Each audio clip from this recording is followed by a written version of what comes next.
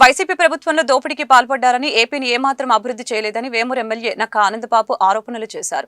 కాల్వలు, డ్రైన్లపై కనీసం దృష్టి పెట్టలేదని విమర్శలు చేశారు. వేమూరు నియోజకవర్గంలోని వరద ప్రభావిత ప్రాంతాల్లో సోమవారం ఎమ్మెల్యే నక్కా ఆనందబాబు పర్యటించారు. చుండూరు మండలం హాలపాడు, మండూరు, వేమూరు మండలం కోడిపర్రు, పెనుమర్రు, అబ్బన, గొడవల్లి, కొల్లూరు మండలం రావికంపాడు గ్రామాల్లో బాధితులను పరామర్శించి వారికి అందుతున్న సహాయక చర్యలపై వివరాలని ఎమ్మెల్యే నక్కా ఆనందబాబు అడిగి తెలుసుకున్నారు.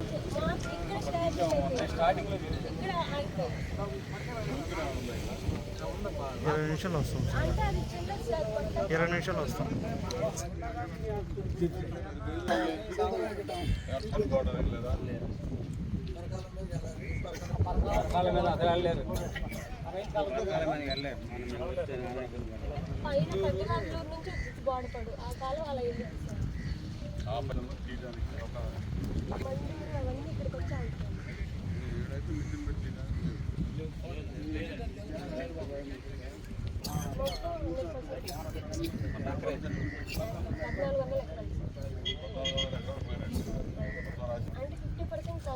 ఈ ఏరియా మొత్తం కవర్ అయ్యింది సార్. అటు తూర్పు అది ఈ రోజు స్టార్ట్.